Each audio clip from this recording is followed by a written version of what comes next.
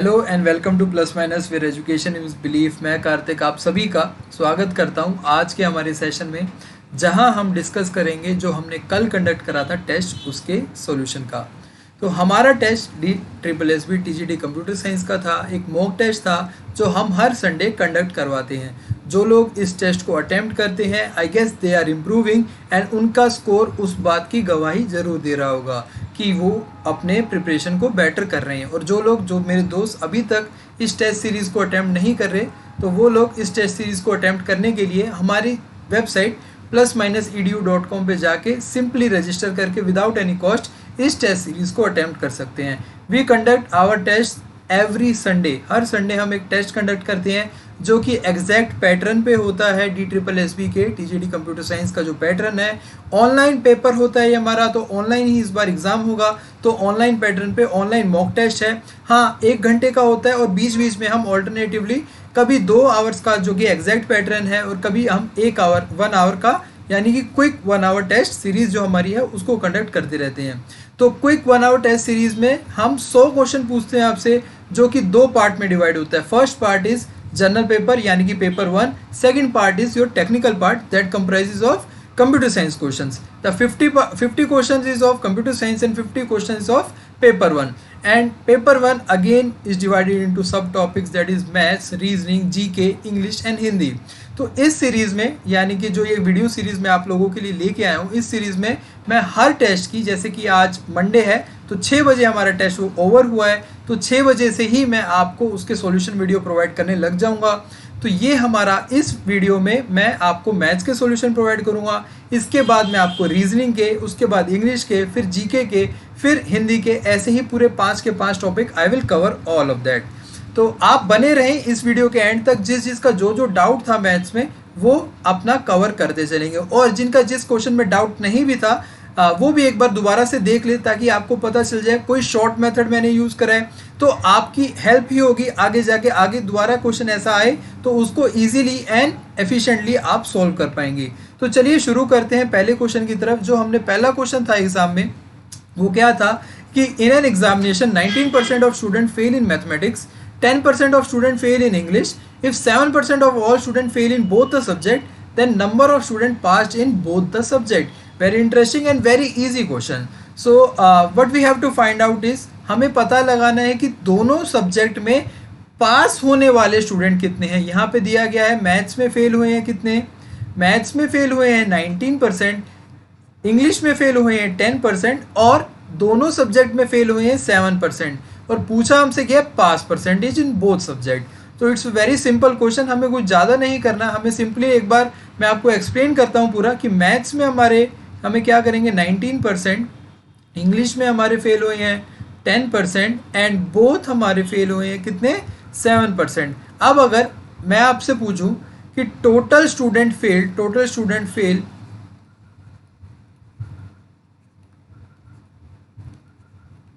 इसकी परसेंटेज मैं आपसे पूछूं, तो आप लोग क्या गलती करते हैं यहाँ पे, आप इस तीनों को क्या कर लेते हैं, ये जो तीनों परसेंटेज गिवन है, जो डेटा गिवन है, हमें इन तीनों को ऐड कर लेंगे, तो ये रॉन्ग हो जाएगा। या फिर आप क्या करेंगे, सिंपली मैथ्स और इंग्लिश के दोनों को इनको ऐड करके बोल देंगे 29%, again that will be wrong. तो यहाँ पे हम क्या करेंगे, we will do this 19% plus 10% minus 7%, we will subtract the percentage of student fail in both subject. Why, ऐसा क्यों करेंगे हम, इसको मैं एक आपको डायग्राम के रूप में समझा के दिखाता हूँ कि मान लीजिए, let us suppose this box is representing overall student, यानी कि ये हमें 100% स्टूडेंट का रिप्रेजेंट कर रहा है।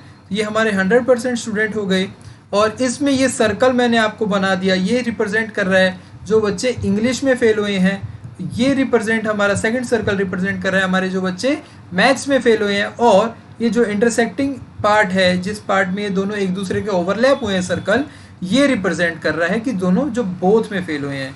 अब अगर आपसे पूछा जाए, अब ये पूरे सर्कल के अंदर इस पूरे दोनों सर्कल को मिला के, तो ये क्या रिप्रेजेंट करेंगे, टोटल स्टूडेंट फेल्ड, और साथ ही साथ ये जो आउटसाइड द सर्कल जो एरिया है, ये रिप्रेजेंट करेगा टोटल स्टूडेंट पास। अब हमें अगर ये पता लगाना है कि दोनों सब्जेक्ट में पास क्या है, पास परसेंटेज क्या है स्टूडेंट की, तो सिंपली हम क्या करेंगे, 100% minus the percentage of student failed in both subject. अब ये 2 सब्जेक्ट है, इस पूरे एरिया को हमें सब्ट्रैक्ट कर लेना है। अब इस पूरे एरिया को रिप्रेजेंट हम किससे करेंगे, इससे 19%, 10%, -7%। अब ये माइनस क्यों करा, माइनस इसलिए किया क्योंकि जब हमने एक सर्कल बनाया तो उसमें जो इंग्लिश में फेल हुए थे वो वाले बच्चे तो आ गए। जब हमने दोबारा सर्कल बनाया तो उसमें कौन कौन से इंक्लूड हो गए, जो मैथ्स में फेल है प्लस इंग्लिश में। तो जो ये एरिया है ये 2 बार काउंट हो गया। अब 2 बार काउंट हो गया तो इससे हमारा आंसर गलत आ जाएगा अगर हम तीनों को सिंपली ऐड ऑन कर देंगे। इसीलिए हमने एक बार 7% सब्ट्रैक्ट कर लिया है। तो इसको हमने जब सॉल्व करा तो क्या होगा, 19 + 10 29 - 7 22%। 22% क्या आया है यहाँ पे, 22% वो आया है कि भाई ये बच्चे हमारे इतने % बच्चे फेल हैं। अब हमें पासिंग परसेंटेज निकालना है, टोटल स्टूडेंट पास्ड। तो उसके लिए सिंपली हमने क्या करना होगा, आपको मैंने बताया कि 100% में से वो पार्ट हम सब्ट्रैक्ट कर देंगे। तो वो क्या होगा, 100 - 22%। तो this will be our answer 78%। 78%, that is option D and this will be our correct option. तो अगर आपका अभी इसमें कोई डाउट है, फिर भी कोई डाउट रह गया, तो आई बिलीव कि डाउट जो भी था, जो भी क्वेरी थी आपकी, वो रिजॉल्व होगी। स्टिल अगर आपका हर क्वेश्चन के बाद कोई फिर भी डाउट रह जाता है तो don't worry, all you have to do is just join us on Telegram. Telegram group का लिंक आपको डिस्क्रिप्शन बॉक्स में दिया हुआ है, या फिर आप जाके सर्च कर सकते हैं +- एजुकेशन को, वो आपको हमारे ग्रुप पे ले आएगा और आप उस ग्रुप को ज्वाइन करके आप कभी भी किसी भी टाइम पर्सनली कोई भी क्वेश्चन पुट कर सकते हैं। तो I will definitely help you out. तो let's move on forward for the second question. Second question says that a sum of Rs 800 amounts to Rs 920 in 3 years at a simple interest rate. Okay, if the rate is increased by 3% per annum, what will be the sum amount to the same period? Again very simple question. We are given with, हमें क्या दिया हुआ है यहाँ पे, 800 rupees दिए हुए हैं। 800 रुपीज को क्या बताया हुआ है, a sum। a sum का मतलब क्या होता है, हमें पता है हमेशा से ही, प्रिंसिपल। स्टार्टिंग में ही हमें दे दिया गया है कि भाई प्रिंसिपल कितना है, प्रिंसिपल वैल्यू कितनी है, Rs 800, और टाइम पीरियड हमें बता दिया है इसी के साथ 3 इयर्स का। टाइम पीरियड हमें बता दिया 3 इयर्स का, एंड इन 3 सालों के बाद अमाउंट कितनी हो जाती है हमारी, 920। So now we have 2 approach to solve this question. What you will do is, we will use a conventional method. When I will tell you that we will use a conventional method, you will be like no, we don't want to use the conventional method, we want fast method. So okay, देखिए हम दोनों तरीके के method समझने हमें ज़रूरी होते हैं। क्यों ज़रूरी होते हैं, क्योंकि हमें बेसिक नॉलेज होनी चाहिए। बेसिक जो हमारा मेथड है वो सिंपली ये कहेगा कि हमें यहाँ से सिंपल इंटरेस्ट निकाल के, अमाउंट हमें गिवन है, अमाउंट हमें गिवन है, और amount we know that simple interest plus principal, amount is simple interest plus principal. हम सिंपल इंटरेस्ट निकाल के फिर P × R × T divided by 100 वो वाला फॉर्मूला लगा के रेट निकाल लेंगे, बट वो बहुत लेंथी मेथड पड़ेगा। उसके बाद फिर हम उसमें 3% ऐड करेंगे, then again we will find the simple interest, then again we will find amount. तो उसको अवॉइड करने के लिए, उस पूरे मेथड को अवॉइड करने के लिए हम क्या करेंगे, यहाँ पे एक शॉर्टकट ट्रिक अपनाएंगे। शॉर्टकट नहीं है वो, जनरली बस बेसिकली वो चीज़ है उसको थोड़े कम चीज़ में, कम टाइम में सॉल्व करने का। तो देखिए यहाँ पे हो क्या रहा है, 800 रुपये पहले थे, उसका प्रिंसिपल था, जो कि 3 साल बाद 920 हो गया है। 3 साल बाद क्या हो गया, 920। तो 3 साल में उसका इंक्रीज कितना हुआ है, 120 रुपीज़ का इंक्रीज हुआ है उसे। 3 साल में 120 रुपीज़ का इंक्रीज हुआ है। तो 1 साल में क्या इंक्रीज, कितना इंक्रीज हुआ है, 120 डिवाइडेड बाई 3 कर लेंगे तो 40 रुपये हर साल उसके इंक्रीज हो रहे हैं। 40 रुपये उसके हर साल अगर इंक्रीज हो रहे हैं तो 40 रुपये हर साल इंक्रीज होने का मतलब क्या है, ये हमारा हर साल का सिंपल इंटरेस्ट आ रहा है। सिंपल इंटरेस्ट जब आएगा, हर साल का 40 रुपये आ रहा है, तो वो किसी ना किसी रेट पे आएगा ना, किसी कोई रेट होगी वो, जो हम फॉर्मूला लगा के P × R × T करके रेट निकालते, वो हम डायरेक्टली निकाल लेंगे, क्योंकि ये इतना हम लिखेंगे नहीं, ये तो मेंटल कैलकुलेशन होगी। अगर 800 से 920 हो रहा है तो 120, 120 हर साल में कितना बढ़ रहा है, 40। अब हमें पता है कि 40 800 का कितना % होता है, 40 800 का सिंपली होता है 40 डिवाइडेड बाई 800 मल्टीप्लाइड बाय 100। ये कितना हो जाएगा, 5%। ये कितना आ गया, 8 से 48 से कट जाएगा, 5 आ जाएगा, तो ये हो गया हमारा 5%। तो ये एक्चुअली में आ क्या गया, 40 हमारा 800 का 5% है, तो एक्चुअलिटी में आया क्या है, ये हमारी रेट आ गई है, रेट आ गई है, इनिशियल रेट आ गई, जो कि हम P into R into T वाले फॉर्मूले से पुट करके निकालते, वो हमारी इनिशियल रेट आ गई। अब हमें दिया गया है कि रेट को इंक्रीज कर दिया गया है, तो न्यू रेट हमारी क्या हो जाएगी, 5 + 3% से इंक्रीज करा है, तो हमारी रेट कितनी हो जाएगी, 8%। अब हम डायरेक्टली इसको निकाल सकते हैं, कैसे निकाल लेंगे कि भाई हमें पता है कि हमें अब पूछा गया है, 3 साल बाद ही पूछा गया है हमसे, तो हमसे पूछा क्या गया है कि भाई 8% रेट पे क्या हमारा अमाउंट होगा। तो सिंपली क्या, तो हम फिर से वही कर सकते हैं, P into R into T करेंगे, या फिर सिंपली हम क्या कर लेंगे, अब हम सीधा डायरेक्टली निकाल लेंगे कि भाई 800 का 8% क्या होगा, 800 का 8% हमारा होगा 64। ये सिंपल इंटरेस्ट आया है 1 ईयर का। अब मल्टीप्लाइड बाय 3, क्योंकि 3 साल का टाइम पीरियड है, तो ये हो जाएगा 192। ये 192 है 3 ईयर्स का सिंपल इंटरेस्ट। 3 साल में 192 हमारा इंक्रीज हो गया है, 192 हमारा इंक्रीज हो गया है। अब आपको पता है कि स्टार्टिंग में हमारा अमाउंट 800 था, अब इसमें अगर हम 192 जोड़ देंगे तो हमारा कितना आ जाएगा, 992।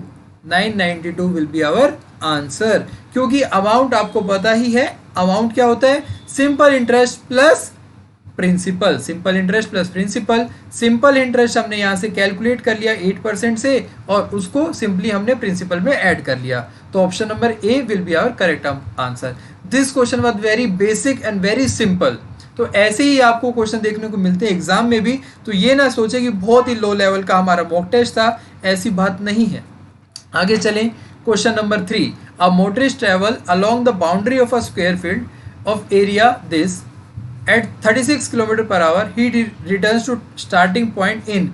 ये हमसे क्या पूछा गया है इस स्टेटमेंट में, ये स्टेटमेंट क्या पूछ रही है, ये स्टेटमेंट सिंपली कह रही है कि tell me the time, time बताए कितने टाइम में वो दोबारा मोटरिस्ट जो है, जो अपनी बाइक लेके एक रेक्टेंगुलर फील्ड जो था, एक जो हमारा स्क्वायर फील्ड था, जो हमारा स्क्वायर फील्ड था, वो मान लीजिए यहाँ से स्टार्ट हुआ, यहाँ से गया, फिर यहाँ पे गया, फिर यहाँ गया, फिर यहाँ पे आया, तो यहाँ पे स्टार्टिंग पॉइंट पे वापस उसको टाइम कितना लगा। तो सिंपली हमें करना क्या होगा, very easy question and very एक ऐसा क्वेश्चन जो कि हमारा मैथ्स की हमारी जो बेसिक नॉलेज है वो बताता है, इसको सॉल्व करते टाइम।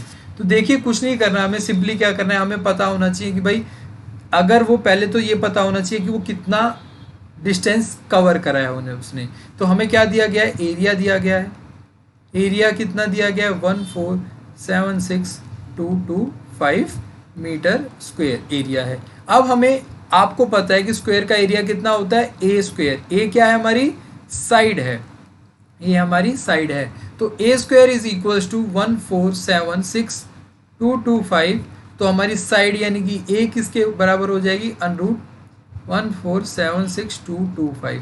अब आपको यहाँ पे क्या कैलकुलेट करना आना चाहिए, आपको स्क्वायर रूट कैलकुलेट करना आना चाहिए, जिसके लिए मैं एक अलग से वीडियो बनाऊंगा जिसमें आपको 5 डिजिट 6 डिजिट 7 डिजिट नंबर के स्क्वायर रूट इजीली कैलकुलेट करना सिखाऊंगा। बट यहाँ पे हमें, यहाँ पे इसका बेसिक फंडा क्या है, यहाँ पे लास्ट के 2 डिजिट और लास्ट के 3 डिजिट देखने होते हैं, तो इससे हम थोड़ा सा अंदाजा लगा के बता सकते हैं कि भाई एक तो 5 आया, तो ऑब्वियस ही बात है कि भाई एंड में तो 5 आएगा ही आएगा। अब यहाँ पे 2 to 5 आ रहा है, 2 to 5 आपको पता है किसका स्क्वायर होता है, 15 का होता है, 15 का स्क्वायर होता है। तो चलिए छोड़िए वो सारा का सारा, मैं आपको डिटेल में समझाऊंगा स्क्वायर रूट वाली वीडियो में। तो आप यहाँ पे जनरली जान लीजिए कि डायरेक्टली कि इसका स्क्वायर रूट कितना है, 1215 इसका स्क्वायर रूट है। तो यानी कि साइड की वैल्यू कितनी आ गई है, साइड आ गया हमारा 1215 मीटर्स। अब हमें पता चल जाएगा कि भाई इससे हम क्या कैलकुलेट कर लेंगे, हमने साइड निकाली क्यों है, साइड हमने निकाली है कि भाई उसकी टोटल डिस्टेंस पता लगाने के लिए वो कितना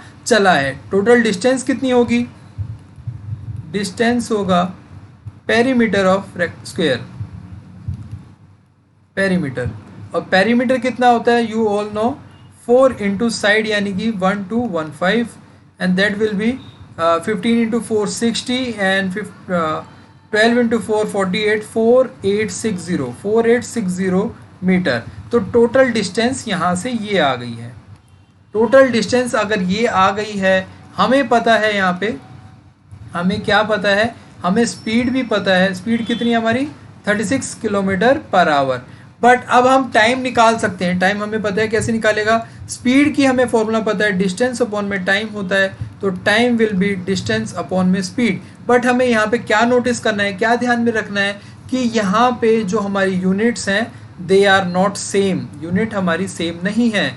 हमारी डिस्टेंस मीटर में है, स्पीड हमारी किलोमीटर पर आवर में है, तो इसको भी हम मीटर पर सेकंड में कन्वर्ट करने के लिए मल्टीप्लाई कर देंगे 5/18 से, तो स्पीड हमारी आ जाएगी 18, 2 से ये कट जाएगा और 10 मीटर पर सेकेंड।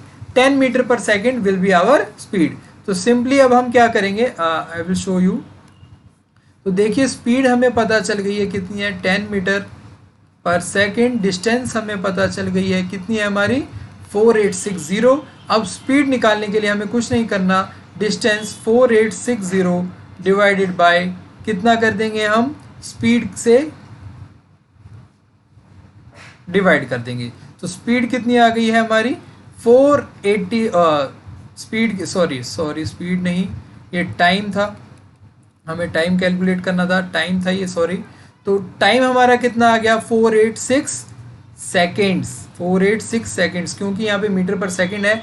जब आप क्वेश्चन देखेंगे तो वहाँ पे डायरेक्टली सेकंड्स में नहीं है, वहाँ पे मीटर एंड सेकंड दोनों में है। तो आपको सेकंड को मीटर में बदलने के लिए फिर से आपको क्या करना होगा, यूनिट चेंज करने पड़ेंगे। उसके लिए आपको डायरेक्टली 60 से डिवाइड कर देना है। सिंपली सेकंड्स को मिनट्स में बदलने के लिए 60 से डिवाइड करेंगे, तो ये आ जाएगा हमारा 8 minute and 6 second, 8 minutes and 6 second.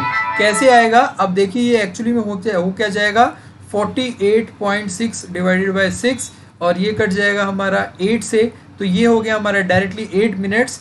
अब 6 रह जाएगा, 0.6 रह जाएगा। अब 0.6 को, अब 0.6 मिनट कितने होते हैं, 0.6 मिनट कितने होते हैं, सॉरी अब ये 0.6 है ना, तो अब ये यहाँ पे हमारा 6 भी है, तो इससे कटेगा तो 1 रह जाएगा। तो एक्चुअली में रहेगा क्या, 8 minute and 0.1 minute.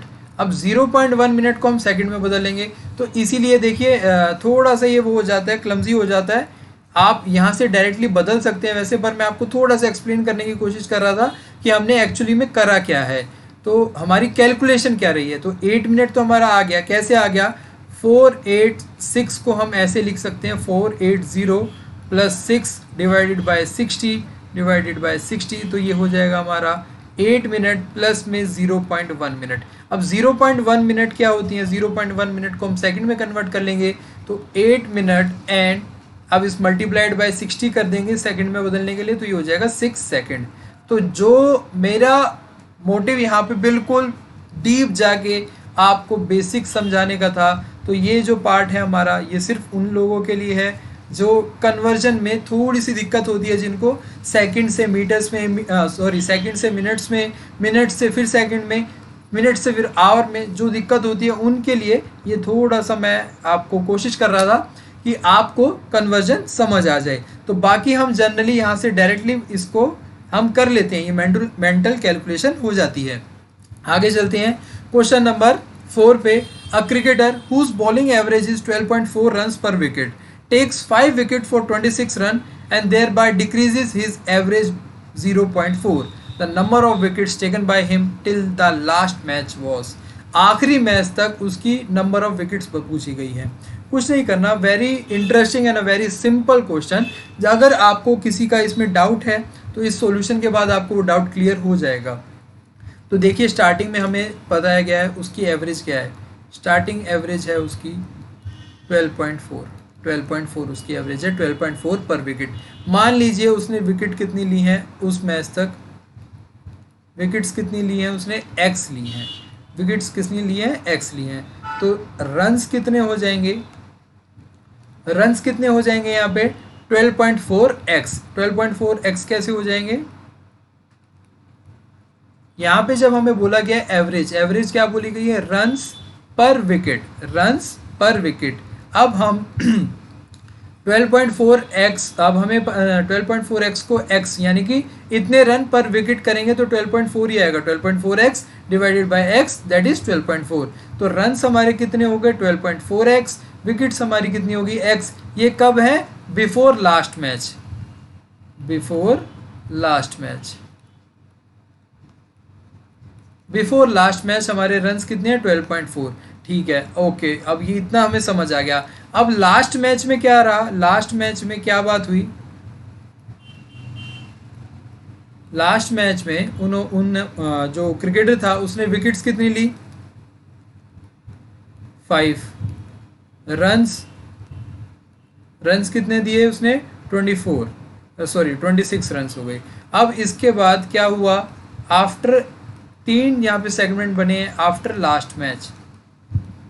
After last match average कितनी हो गई है, एवरेज हो गई है 12.4 माइनस 0.4। ये क्यों हुई है ये ऐसी, क्योंकि बोला गया है decreases his average by 0.4, decrease करी है उसने एवरेज 0.4 से। तो न्यू एवरेज कितनी हो गई है ये 12, तो न्यू एवरेज हो गई है 12। अब हमें सिंपली क्या करना होगा, अब हमें पता चल गया कि भाई लास्ट मैच से पहले क्या हुआ, लास्ट मैच में क्या हुआ, लास्ट मैच के बाद क्या हो गया है, लास्ट मैच के बाद क्या हो गया है। तो देखिए अब इसको समझेंगे हम। तो देखिए अब हमें करना क्या होगा, कुछ नहीं करना होगा, अब हमें रन्स को इक्वेट कर लेंगे। रन्स को कैसे इक्वेट करेंगे हम, हमारा जो आफ्टर लास्ट मैच की बात करें, आफ्टर लास्ट मैच हमारी एवरेज थी 12, विकेट्स कितनी हो गई, विकेट्स हो गई है, उसने स्टार्टिंग में हमने एक्स माना था और अब उसने लास्ट मैच में 5 विकेट और ले लिए तो x+5।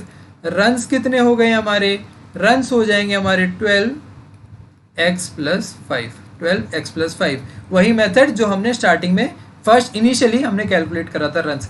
अब हमारा आफ्टर लास्ट मैच ये है, before last match, after last match और बिफोर लास्ट मैच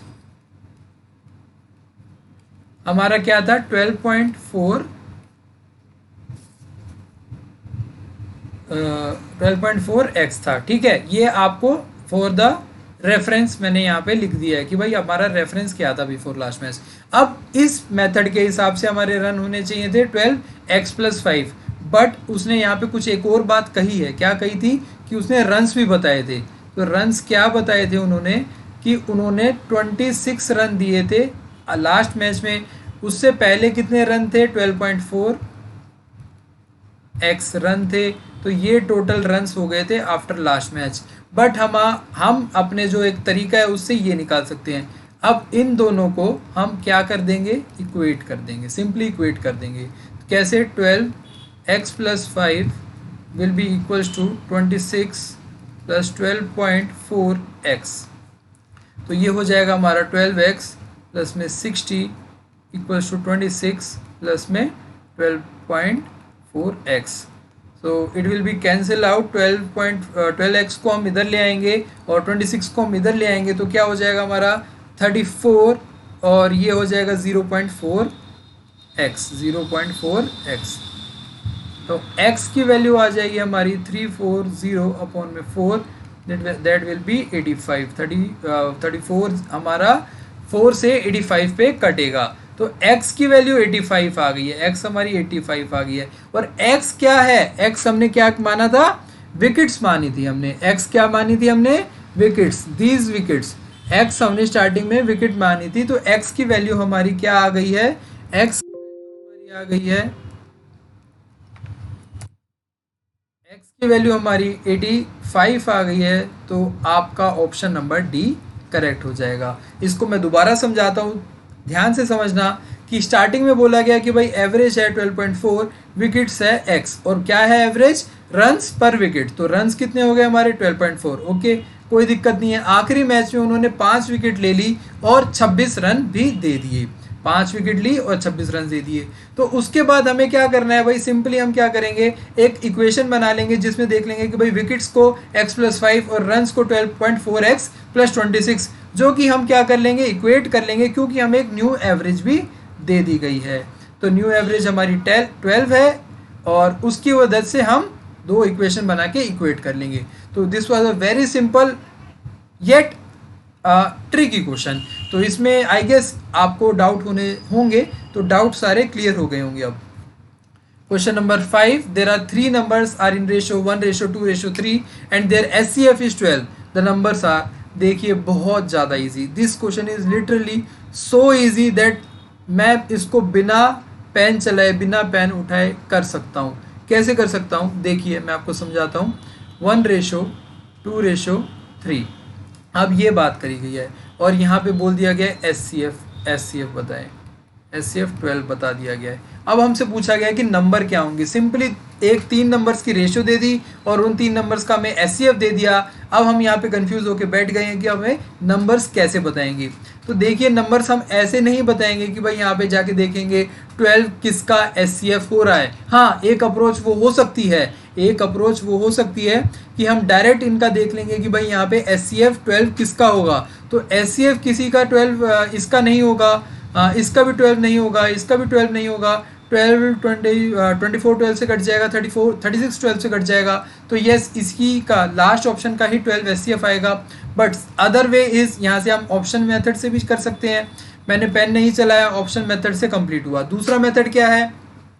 दूसरा मेथड है, मान लीजिए हम रेशियो कांस्टेंट को लेके फर्स्ट नंबर हम मान लेते हैं क्या है हमारा 1x है. सेकंड नंबर हम मान लेते हैं हमारा क्या होगा 2x है. थर्ड नंबर हमारा क्या है 3x है. सिंपली इसमें कोई डाउट नहीं है. हम रेशियो की जगह हमने x लगा दिया. x से हम कुछ नहीं करेंगे, आप परेशान ना होना. x देख के x से कुछ नहीं करेंगे. अब मुझे आप ये बता दो कि भाई यहाँ पे SCF क्या होगा. ये पुराना SCF भूल के अब सिंपली इन 3 टर्म्स का 1x 2x 3x का SCF बता दो. SCF एक्चुअली में होता क्या है? Highest common factor. वो टर्म जो कि तीनों को डिवाइड करे और वो हाईएस्ट होनी चाहिए. उससे ऊपर वाली कोई टर्म तीनों को एग्जैक्टली डिवाइड नहीं करनी चाहिए. तो यहाँ पे सिंपली हमें दिख रहा है SCF क्या है? SCF हमें दिख रहा है x ही इकलौती ऐसी टर्म है जो इन तीनों को डिवाइड करेगी. तो यहाँ से हमें पता लग गया x हमारा SCF है और हमें गिवन है 12. तो इसका मतलब x इज अवर 12. x की वैल्यू कितनी है 12. तो फर्स्ट नंबर कितना हो गया 12. 1 plus 1 into 12 2 into 12 24. Second term. Third term कितनी होगी 3 इंटू 12 36. तो ये हमारे तीनों टर्म आ गए हैं जो कि हमारा ऑप्शन नंबर डी है. सेकंड अप्रोच हमारी क्या थी? ऑप्शन मेथड था, जो मैंने आपको बताया कि आपको सिंपली सब भूल के रेशियो वगैरह भूल के सिंपली ये देखना था SCF 12 बोला गया है. तो इन चारों ऑप्शन में किन 3 टर्म्स का SCF 12 है.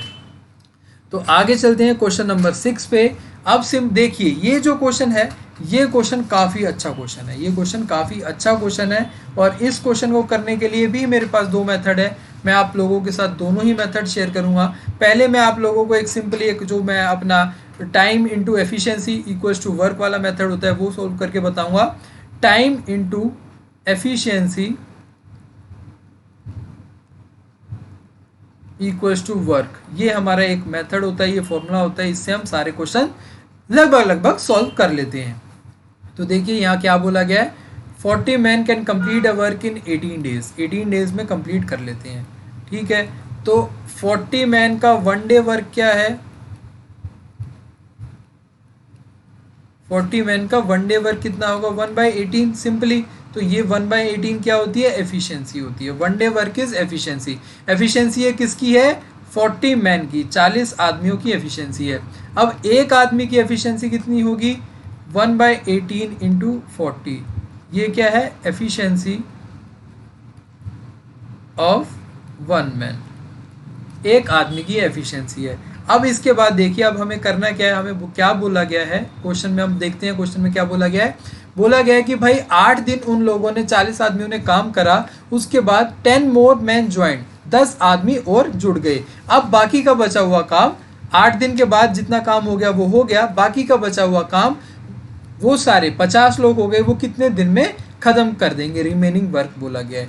अब हमें पता है, अब हम क्या करेंगे, अब हमें सिंपली कुछ नहीं करना. देखिए time into efficiency equals to work है. अब वर्क हमने क्या मान लिया है? वर्क हमारा है 1. ठीक है, वर्क सिंपली हमारा 1 है. तो हम जब हमारे स्टार्टिंग में हमारे 40 लोग थे, 40 लोगों की एफिशिएंसी कितनी थी? 40 लोगों की एफिशिएंसी कितनी थी? मतलब 40 लोग थे तो हमारी एफिशिएंसी कितनी थी? 1/18 इंटू 40 थी. क्योंकि यहाँ पे सिर्फ एक आदमी की एफिशिएंसी नहीं निकालते, एक आदमी की एफिशिएंसी हम यूज़ नहीं करेंगे, जितने टोटल होते हैं इसीलिए मैंने एक की एफिशिएंसी से मल्टीप्लाइड बाय 40 करा। अब यहाँ पे हमें पता है कितना टाइम कितना लिया उन्होंने, 8 दिन का, तो 8 दिन तो इतना काम हुआ, प्लस कितना, अब कितने लोग हो गए, 50 लोग हो गए। एफिशिएंसी कितनी है, टोटल कितनी होगी, 118 इंटू 40, ये हमारा एफिशिएंसी थी। और यहाँ पे फिर से हम टाइम हमसे पूछा ही गया है, और वर्क हमारा 1 है, तो एक्चुअली में हमें ये निकालना है, तो इसको कैलकुलेट कर लेंगे, हम सिंपली कर लेंगे, तो ये कट जाएगा हमारा, तो ये हो जाएगा 8 से हमारा 18 कटेगा, कैसे कटेगा, ये 4 एंड दिस इज़ 9, 2 से कट जाएगा, तो 4/9 प्लस ये हमारा कटेगा ये इससे, और 5/72 t इज इक्वल्स टू 1, तो 5/72 t is equals to 1 minus 4/9, ये कैलकुलेट करेंगे तो एलसीएम आ जाएगा 9 माइनस 4 5/9, 5/72 t, और हमारा फिर हम कैंसिल आउट करेंगे, 5 से 5 कैंसिल आउट हो जाएगा, 9 72 8 टाइम्स जाएगा, तो टाइम विल बी 8 डेज। तो रिमेनिंग वर्क को कंप्लीट करने के लिए 8 डेज ज़रूरत होगी। रिमेनिंग वर्क को कंप्लीट करने के लिए कितना टाइम लगेगा, 8 दिनों का। तो ये हमारा ऑप्शन नंबर क्या हो जाएगा, ऑप्शन नंबर बी हमारा करेक्ट हो जाएगा। हमें चाहिए होंगे 8 दिन। तो चलिए नेक्स्ट क्वेश्चन पे चलते हैं। A shopkeeper allows a rebate of 12%. Shopkeeper allows a rebate of 12% on the marked price of an article such that selling price is 440, then marked price of the article is। देखिए इससे आसान question और कोई नहीं हो सकता, इससे आसान क्वेश्चन और कोई कैसे नहीं हो सकता, इसका तो डायरेक्ट फॉर्मूला होता है। वो एक्चुअली में डायरेक्ट फॉर्मूला होता नहीं है, वो हमने बना लिया है। हमने कैसे बना लिया है वो फॉर्मूला, देखिए किसका फॉर्मूला होता है, मार्क्ड प्राइस का। अब कहीं बुक में आपको डायरेक्टली लिखा हुआ भी दिखेगा, तो वो आप इतना हमने उसको डेवलप कर लिया है कि वो एक्चुअली में फॉर्मूला बन के तैयार है। कैसे होता है एक्चुअली में फॉर्मूला, मार्केट प्राइस का फॉर्मूला क्या होता है, selling price multiplied by 100 minus discount percentage, 100 minus discount percentage. तो कुछ नहीं करना, हमें पता है सेल प्राइस कितना है, क्या बोला गया है कि रिबेट वो 12% की देता है। रिबेट का मतलब होता है डिस्काउंट 12% का है, ठीक है भाई, 100 माइनस 12, और तब 12% देने के बाद सेलिंग प्राइस कितना है, 440 है, तो ऑल राइट 440 मल्टीप्लाइड बाय 100, तो ये नीचे हमारा कितना हो जाएगा, 44,000 एंड डिवाइडेड बाय 88 हमारा हो जाएगा। तो ये किस पे जाएगा हमारा, 1000 divided by 2 and this will B 500। तो मार्क्ड प्राइस हमारा क्या आ जाएगा, marked price, this is marked price था ये हमारा, मार्क्ड प्राइस कितना आ जाएगा, RS 500। तो सिंपली हमें कुछ नहीं करना था, ये सीधा फॉर्मूला लगाना था।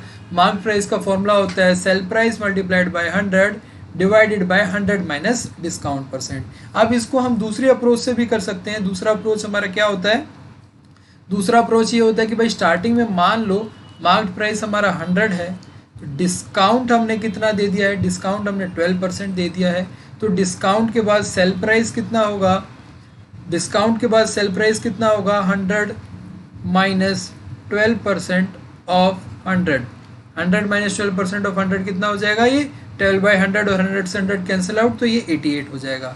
तो इससे क्या निकल के आया है हमारा कि जब हमारा सेल प्राइस 88 था तो मार्क्ड प्राइस हमारा 100 है। जब हमारा सेल प्राइस 88 था तो मार्क्ड प्राइस हमारा 100 है, तो हमारा सेल प्राइस 440 होगा। तो मार्क्ड प्राइस क्या होगा, जब हमारा सेल प्राइस 88 था तो हमारा सेल प्राइस 88 किसके इक्विवेलेंट है, 440 के, तो हमारा मार्क्ड प्राइस 100 किसके इक्विवेलेंट होगा, ये हमें पता लगाना है। ये आपको काफ़ी बार मैं बता चुका हूँ, सिंपल कैलकुलेशन से पता चल जाएगा। कैसे, इसको हम कैंसिल आउट कर देंगे, ये हो जाएगा हमारा 10 and this will be our 2 से अगेन कैंसिल आउट होगा 5, तो ये क्वेश्चन मार्क या फिर यहाँ पे हम x रख दें तो x की वैल्यू आ जाएगी 500, x की वैल्यू डायरेक्टली 500 आ जाएगी। ये हम क्रॉस मल्टीप्लाई करते हैं और ये हमने आपस में इसलिए काट लिया क्योंकि आमने सामने वाले कट जाते हैं। तो आंसर 500। तो दोनों ही अप्रोच आपको समझ आ गई, डायरेक्ट फॉर्मूला और डायरेक्ट फॉर्मूला ना लगा के हम सिंपली इसको ऐसे भी कर सकते हैं। क्वेश्चन नंबर 8, ये तो बहुत इजी है, बहुत दिखने में इतना बड़ा है, इसको इतना टाइम लगेगा नहीं। जितना टाइम आप इस क्वेश्चन को पढ़ने में लगाओगे उतने टाइम में मैं इसका आंसर आपको निकालना बता दूंगा। कैसे, चाहे तो आप नोट डाउन कर सकते हैं कि आप नोट कर ले कितना टाइम पढ़ने में लगेगा, कितना आंसर निकालने में। तो a person has 3 iron bar whose lengths are 10 meter, 15 meter, 20 meter respectively. He wants to cut pieces of same length from each of the 3 parts. What is the least number of total pieces if he is to cut without any wastage? यहाँ पे समझने वाली क्या बात है, यहाँ पे बोला है कि लीस्ट नंबर। अब देखिए अगर ये मान लीजिए एक रोड है, अगर मुझसे पूछा जाता है कि आप इसके ऐसे टुकड़े करें कि टुकड़े होने के बाद वो कम पार्ट्स उसके हो जाए, सबसे कम पार्ट हो, तो ठीक है मैं एक ही बार टुकड़ा करूंगा उसका, एक ही बार उसे बीच में से काटूंगा। मैक्सिमम हमारे 2 ही हो पाएंगे, 2 ही पीस हो पाएंगे। अब ये सबसे कम हो पाएंगे, अब कुछ तो टूटेगा ही, इक्वल ना हो चाहे वो कैसे भी टूटे हो, कुछ तो टूटेगा ही।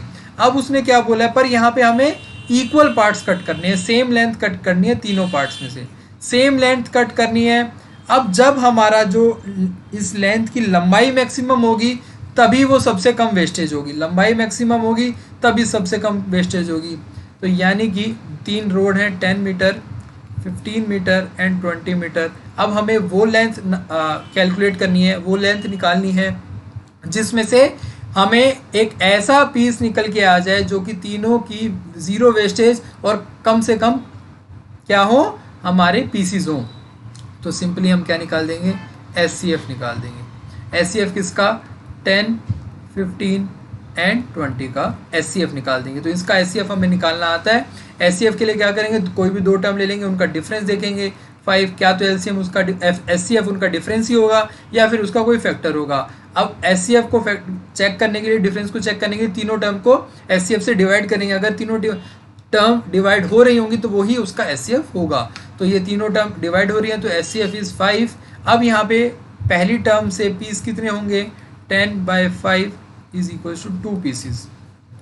सेकेंड टर्म से 15/5 3 पीसीज एंड सिमिलरली थर्ड जो हमारी रॉड है उससे हमारे कितने पीस होंगे, 20/5 इक्वल्स टू 4 पीसीज। यानी कि 4 पीस प्लस 3 7 प्लस 2 9, टोटल हमारे 9 पीस होंगे जिसमें कम से कम वेस्टेज होगी नहीं क्योंकि हमने SCF निकाल लिया तो वो पूरा उनको डिवाइड कर रहा है तो इसलिए 0 वेस्टेज, और कम से कम लिखा रहा है तो इसकी लेंथ मैक्सिमम करने के लिए हमने हाईएस्ट वैल्यू ली है। आगे चलें क्वेश्चन नंबर 9 पे। If x is 20% less than y then find y minus x। हमें पता क्या करना है, y माइनस x अपॉन में y एंड x अपॉन में x माइनस y। तो देखिए क्या बात है, सिंपली बोला गया है कि हमें पता लगाना है कि बोला गया x is 20% less than y, x is 20% less than y। तो x क्या है, x is y minus 20% of y, x is y minus 20% of y। 20% आपको पता है कितना होता है, 1/5 होता है। 20% कितना होता है, 1/5, y माइनस 1/5 ऑफ y, तो ये हो जाएगा 4/5y और x is equals to 4/5y।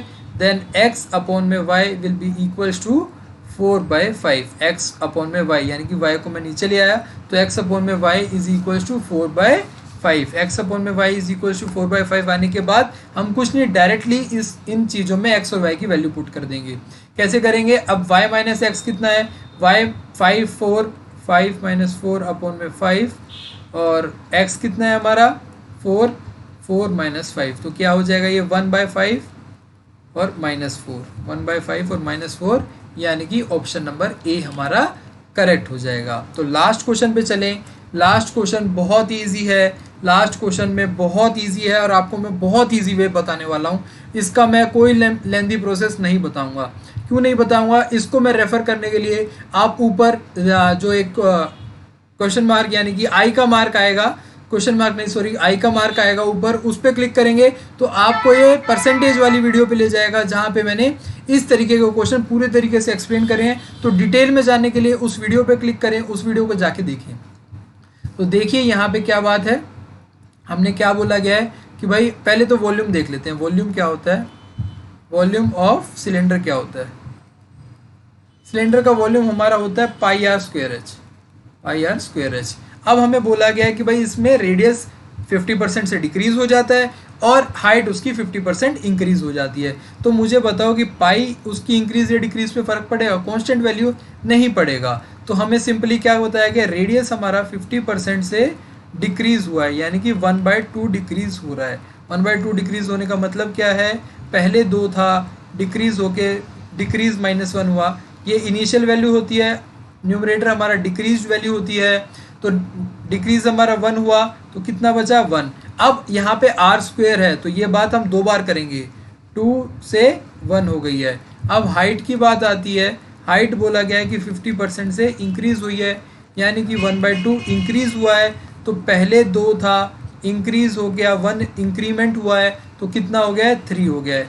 अब ये सक्सेसिव का केस बन गया, ये सक्सेसिव केस बन गया। सिंपली हम क्या करेंगे, 2 × 2 4, 4 × 2 8, 8 से कितना हुआ है ये 1 1 1 × 1 1 1 × 3 3, तो यानी कि -5 5 का डिक्रीमेंट हुआ है। तो परसेंटेज वैल्यू कैसे निकालेंगे, जो डिक्रीज हुआ है वो उस divided by initial value multiplied by 100, divided by initial value multiplied by 100।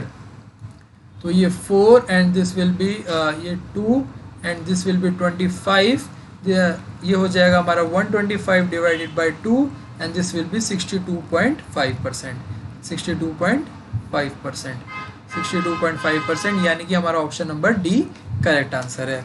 तो यही उम्मीद है, यही एक पूरा जो मेरा होप है कि जो जो चीज़ें मैं आप लोगों के साथ शेयर करना चाहता था, आपके जो भी डाउट थे वो सारी चीज़ें आपकी ख़त्म हो गई हैं, सारे डाउट क्लियर हो गए हैं। तो इसी के साथ ये सेशन ख़त्म करते हैं। आप लोगों से मैं विदा लूँगा। आपको इस टेस्ट की और भी टॉपिक्स की वीडियोस इसी प्लेलिस्ट में मिल जाएंगी। तो देखते रहिए, हमारे साथ जुड़े रहें और हमारा साथ यूं ही निभाते रहें। Bye bye, take care, see you soon.